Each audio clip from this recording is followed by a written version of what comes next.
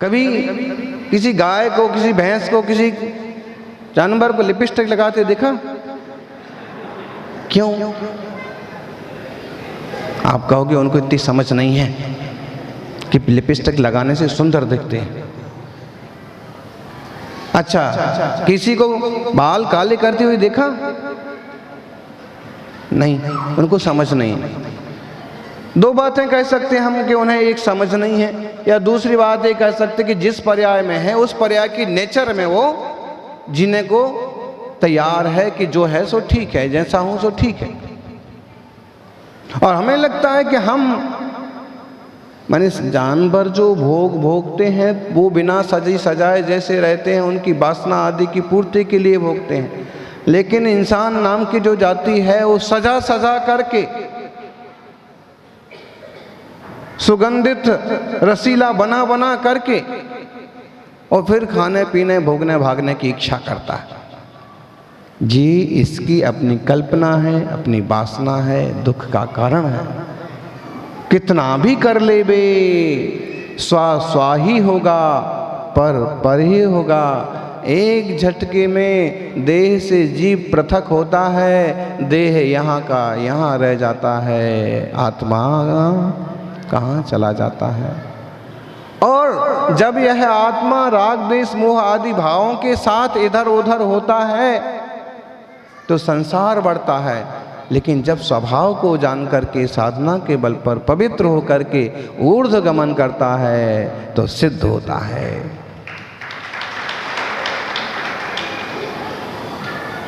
शरीर क्या है जी? भोजन का ढेर। शरीर क्या है? शरीर क्या है? देखो भाई, कोई जैनियों में ही ऐसी बात होती है। एक जगह ऐसे ही प्रवचन हुआ आध्यात्मिक, तो सामान्य गांव के ही लोग थे, तो फिर बाद में फुसफुसाने लगे, भाई ये तो जैनियों के महाराज हैं, ये तो ऐसे ही बोलते हैं, आत्मा अलग शरीर अलग, अपने को नहीं जमता। ऐसी चर्चा तो जिनवाणी के माध्यम से ही संभव है, बाकी दुर्लभ है। पूछें आपसे शरीर क्या है?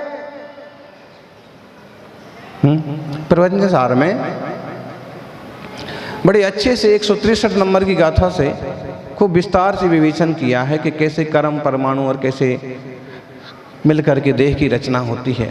फिर 172 की गाथा में स्पष्ट कर दिया कि अरस मरूप मगंधम, इससे पृथक है आत्मा। तो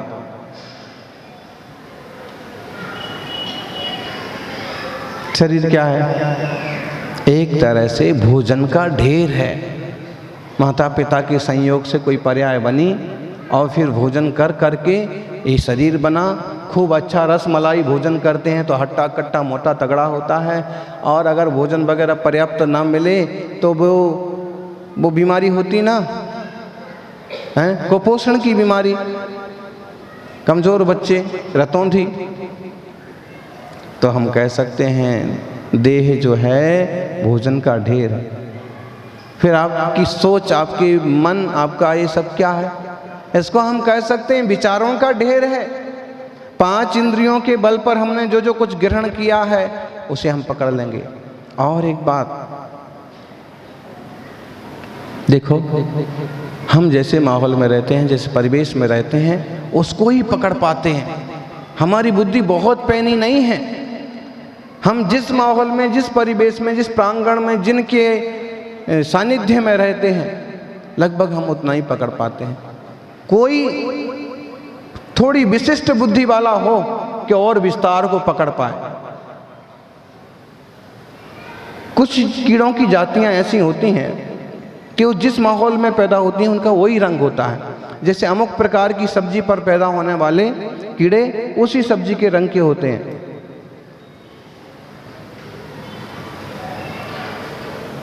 बरसात के दिनों में कई बार हरी सब्जी पर हरी कीड़े पैदा मिलते हैं। कई बार अमुक तरह के साग में या फल में उसी रंग के जीव होते हैं। और एक बार हमने ये भी सुना था कि टमाटर में भी जीव हो सकता है, और टमाटर के रंग का ही ऐसे ही बैगन के संबंध में एक बात आई थी कि बैगन परम अभक्ष नहीं है, लेकिन उसके अभक्ष होने के दो कारण हैं। एक तो बहुत बीज, और दूसरा कि उसमें संभव है कि उसी रंग का जीव हो सकता है। मतलब वो जैसे परिवेश में रहे वैसे रंग ओढ़ लेते हैं, वैसे रंग के होते हैं।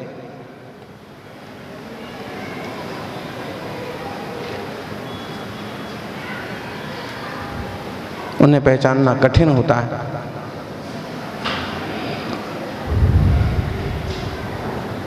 और इसका मतलब है कि जो जिस परिवेश में रहता है उस परिवेश से प्रभावित होना काफी आसान है। भाई तुम्हारी बुद्धि अभी बालकों जैसी है, अभी तुम बाल को ही सजा रहे हो, और जब तक बाल को सजा रहे हो तब तक बाल हो, और जिस दिन तुम्हें किस लॉन्च करना आ गया उस दिन समझ लो समझदार हुए। क्या हम इतने सब बेवकूफ बैठे हैं? आप कह रहे हो किस लॉन्च करना आ गया तो समझदार हुए। हम आपको लाए हैं, सेवा कर रहे हैं, चौका लगा रहे हैं, और हम हमको बेवकूफ कह रहे हो? हमने तो किस लॉन्च किया नहीं। लेकिन कहने का आशय समझना, ये समझदारी का मतलब है सम्यक दर्शन, सम्यक ज्ञान पूर्वक चारित्र की सीढ़ी चढ़ना। किस लॉन्च कौन करेगा? ऐसी विरक्ति किसको आएगी कि देह के एक एक बाल को, सिर के एक एक बाल को यूं निकाल के किस लॉन्च वैराग्य मना चारित्रधारी करता है। यही सच्चे समझदार है। अशरीरी सिद्ध भगवान आदर्श तुम ही मेरे। अशरीर हैं। आप कहोगे बिना शरीर की क्या सुख भोगते हैं? हम तो बढ़िया यूं आइसक्रीम चाटते हैं, मजा आ जाता है। खट्टा मीठा आमते हैं। महाराजों का क्या है? उन्हें तो इतनी बड़ी थाली दिखाओ तो भी इसमें से ये निकालो, ये निकालो, ये निकालो, बाद में रूखा सूखा भूसा बचने देते हैं। अरे कभी हमारे जैसे स्वाद लेके देखो। तो शरीर है तो स्वाद है, शरीर है तो पहनावा है, शरीर है तो नींद है, शरीर है तो भोग है। कैसी बात करते हो महाराज शरीर छोड़ने की? हम तो नहीं छोड़ेंगे, हमें तो यही अच्छा। गुरु शिष्य थे, गुरु जी यूं अकेले ही तपस्या करते थे, लेकिन उन्हें ऐसे लगा, एक युवक बार बार आग्रह करता था कि मुझे शिष्य बना लो, तो उन्हें लगा भी कि ठीक है एक से भले दो। शिष्य बना लिया उसको, शिष्य बना तो लिया, लेकिन गुरुदेव तो तप करते, 2 उपास कर रहे, 3 उपास कर रहे, ध्यान में बैठे हैं, जाप में बैठे हैं, खड्गासन से ध्यान में लीन हैं, और शिष्य बढ़िया सुबह भोजन करता, ब्रह्मचारी भैया, शाम को भोजन करता और सो जाता, कभी बातें करते बैठता, कभी कोई खेल रच लेता और खेल खेलते बैठता। गुरु उसको समझाते कि भाई ये रास्ता नहीं है, ये मार्ग नहीं है, तेरे से नहीं जमता है तो भोजन भले 2 बार कर, लेकिन 2 बार सामायिक भी तो कर। स्वाध्याय जब करते तो स्वाध्याय में भी तो बैठ। ध्यान रखना, इस तरह तू करेगा तो तेरा कल्याण नहीं होगा। भोजन करने के लिए तो जल्दी से तैयार हो जाता है, गाथा सुनाने की बात आती है तो मुझे याद नहीं हुआ, इससे मोक्ष नहीं होगा। मोक्ष चाहिए तो कठिन तपस्या करना पड़ेगी, जाप करना पड़ेगा, स्वाध्याय सामायिक ध्यान करना पड़ेगा।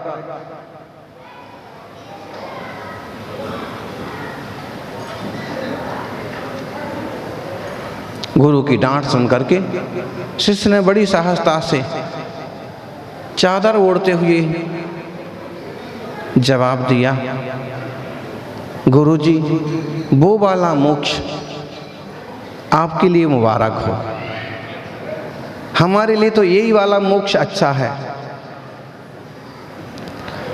2 बार खा लेते हैं, आराम से सो जाते हैं। इससे बढ़िया और मोक्ष क्या होगा? वो वाला मोक्ष समझे नहीं? मतलब देह से रहित क्या, कैसे सुख भोगेगा जीव, क्या होगा? वास्तव में देह ही दुख का कारण है, क्योंकि नाम कर्म की देन है। अशरीरा जीव घना, जीव घन है वो, अशरीरी हैं। शरीर मिला है नाम कर्म के उदय से। जैसा नाम कर्म का बंधन किया है ऐसा जीव घन। जीव घन का मतलब सघन जीव। हम जीव घन नहीं हैं। कहीं ना कहीं हमारे में कहीं ना कहीं कुछ ना कुछ पोलापन है, रहता है। हड्डियों के बीच में है, नाक के बीच में है, कान के छेदों में है। जीव घन है सिद्ध कि जब वहाँ मुक्त हुए आदिनाथ स्वामी महावीर स्वामी तो सिद्ध पर्याय में ऐसे ठोस हो गए।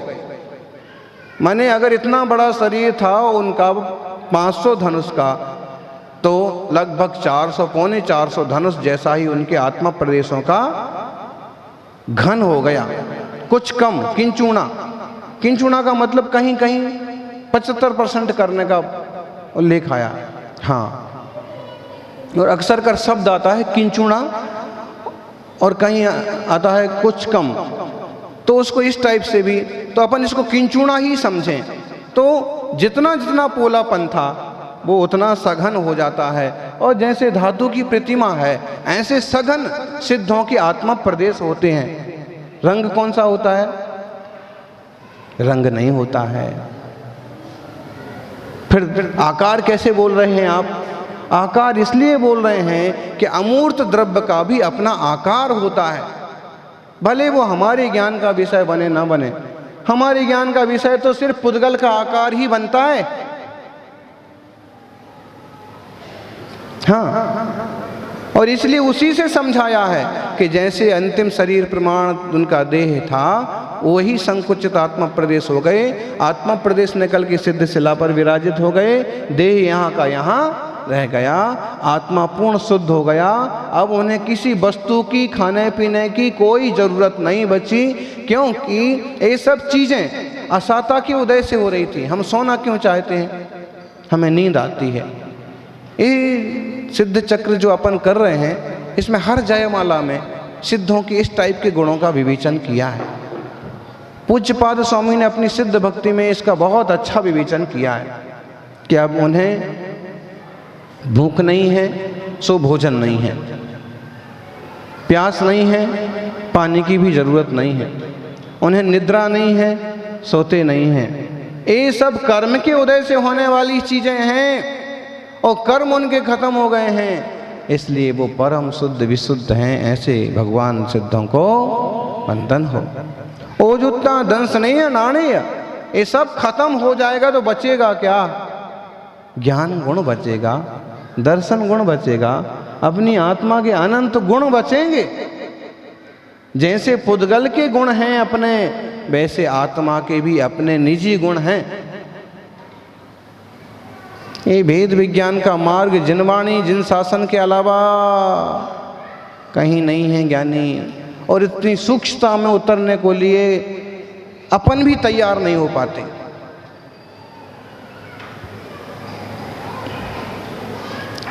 कुछ छुड़ाया जा रहा है ऐसे लगता है कि कुछ छीना जा रहा है जैसे लगता है। क्यों? संस्कार सायार मणायारा, वो साकार हैं, अनाकार हैं। साकार हैं कैसे? ज्ञान आदि गुणों से संयुक्त हैं। अमूर्तिक आत्मा प्रदेशी होने से वो संयुक्त होने से साकार हैं, लेकिन अनाकार हैं। हमारी इंद्रियों से उनका आकार पकड़ में नहीं आता, इसलिए अनाकार हैं, आकार रहित हैं। लक्षणम यम तु सिद्धाणम, ये सिद्धों का लक्षण है। अशरीरी किस किस को होना है? कोई हिम्मत करेगा? अशरीरी होने के पहले अवस्त्र होना पड़ता है, अग्रही होना पड़ता है। जब इस तरह का मोह छूटता है तो अशरीरी होने की तैयारी होती है। धन्य हैं, देह को इतना पर कैसा मान लेते हैं, इतनी पृथकता का अनुभव कैसे कर लेते हैं कि लोहे के गरम गरम आभूषण पहना दिए तो भी उसी शुद्धोपयोग में मगन है। कैसी भिन्नता का अनुभव कर लिया। तलवार से टुकड़े कर दिए अभय घोष मुनिराज, तो वो ज्ञाता दृष्टा बने हुए हैं, उनको वेदनीय कर्म से वेदना नहीं सता रही है। यही तो उनकी गजब की भिन्नता का अनुभव, अभ्यास कि पर को पर, स्व को स्व इतना स्तर तक जान लिया कि निराकरण करने में समर्थ होने के बाद भी उपसर्ग परिसर का निराकरण करने की बजाय सब सहनशीलता के बल से पूर्ण आत्मक गुणों को प्रकट कर लेते हैं। आत्मार्थियों, सौभाग्यशाली हो जो इस तरह की चर्चा इतनी तन्मयता से सुन रहे हैं। यही संस्कार कभी हमें भी सिद्धों के पास लेके जाएंगे, हमें भी सिद्ध बनाएंगे। कल तक हमारा चित्त इस बात को सुनने को तैयार नहीं होता था, आज हमारा मन सुनने को तैयार है, थोड़ा समझने को तैयार है। और इसका मतलब है कि जब हम ये समझेंगे तो व्यसन तो यूं छूट जाएंगे, संसार के प्रपंच तो यूं छूट जाएंगे। जब ये ध्यान में आता है ना कि मार्ग ये है, तो हम बहुत गहराई से छोड़ पाएं, दुनियादारी ना छोड़ पाएं, वो चीज़ें तो छूट ही जाती हैं जो आत्मा के लिए तत्काल नुकसानदायक है। मान लीजिए कि आपको मालूम पड़ गया है कि आपको अमुक तरह की बीमारी है, डॉक्टर ने कहा कि इसके लिए आपको खट्टी चीज़ें छोड़ना पड़ेंगी, मट्ठा छोड़ना पड़ेगा, इमली छोड़ना पड़ेगी, अमुक छोड़ना पड़ेगा, तेल की चीज़ें छोड़ना पड़ेंगी, मद्य मांस मत छोड़ना पड़ेगा। जब बीमारी मालूम पड़ गई तो खाना थोड़ी ना छुड़ाया जा रहा है, भाई छोड़ो ये तो छोड़ो, पाप यूं छूट जाते हैं। फिर वो शुभोपयोग से पुण्य में चित्त लगाता है, लेकिन पुण्य को पकड़ के नहीं रहता है, उसके आगे शुद्धोपयोग की यात्रा का पुरुषार्थ जारी होना चाहिए। तो जन जन का कल्याण होगा, अपना कल्याण होगा।